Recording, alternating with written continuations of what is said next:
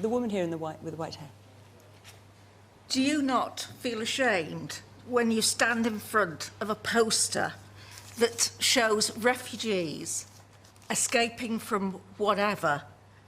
The Breaking Point poster is the one I'm talking about. This was in the 2016 well, we can referendum. go back, 2016, no, yes. we can go back in history if you want to. Do you not feel ashamed? Refugees, you say? Yes, they were refugees, well, and you weren't, said they were illegal immigrants. Yeah, and they weren't illegal immigrants, they were refugees. No, I'm and sorry. they were seeking asylum. I'm sorry. And you were seeking a safe place to be. We have a safe place to be here. Even the European Commission. Right? Even the European Commission said that only 20% of those that came in would, under any normal circumstances, qualify as refugees. And I tell you what, we don't need to take any lessons from Europe or anywhere else about genuine refugees. We've done it better than any other European country. What happened there, Mrs. Merkel made a huge mistake and said anyone that wants to come can come, and they did. Where were the women? Where were the children? Where were the elderly? It was all males. It was all males between 18 and 30. And they'd left their families behind. They were economic migrants, the vast majority. No question about that. There's a woman shaking her head there in the pale sweater. Yes, that's me. Yes. I just think what you're saying is absolutely ridiculous. And I'm really going to call you out. Tell me why. Right. So on Radio 4 this morning, yeah, they talked about net migration into this country. Nick Robinson and Andrea Leadsom, 230,000. So where's your half a million? You talk about that poster. That is Mr. Farage. That is the most disgraceful piece of advertising well, it's not even advertising. It is disgusting, and you should be ashamed. Very good. Well, you clearly have strong opinions, but maybe you're not listening.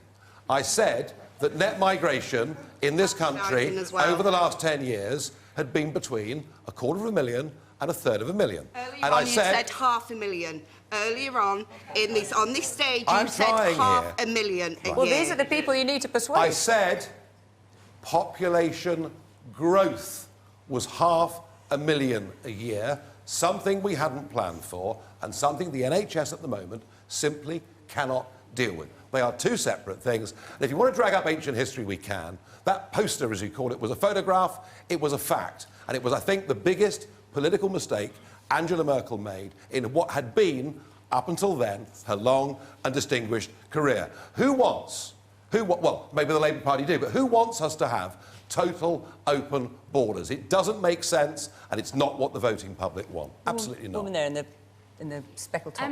It really bothers me that you label yourself as unique and different from other politicians, because actually you are a man of wealth and privilege.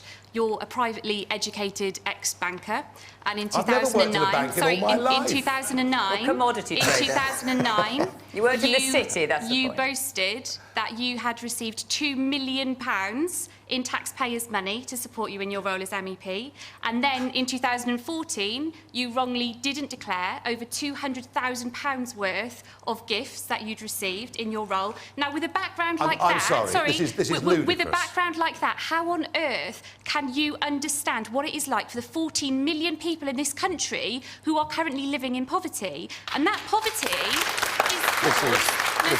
I'm really sorry. This is a completely austerity. It's not about immigration or the EU. Argument. It's about austerity. And people are angry because the government has made a conscious decision to cut the funding to public services. That has made them angry. And then what you've done really, really well is you've swooped in and you've exploited that anger. You and your friend have come with this agenda. I explained to you earlier that I take fewer expenses than any other British MEP.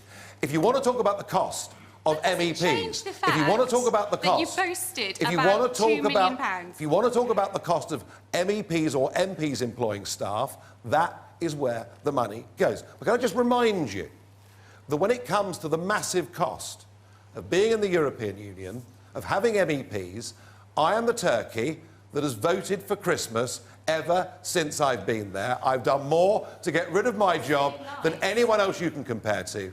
And actually, my salary as an MP is nowhere near what a GP's is working in Peterborough. What Just to about the give you, £200,000? just to give you some, no, an MP's salary is not as high as a GP's salary. So let's give this some sense of perspective. I have not enriched myself by being in politics. Quite the reverse. I've done it because I believe in it. I've done it because I think we should be an independent, democratic, self-governing nation. And I think that's very... And if we're not a self-governing nation, what are we? A satellite of a failing European project. It doesn't work anymore. OK. I'm afraid... I'm really sorry. We're going to have to end it there because our time is up, I'm afraid. Our 30 minutes...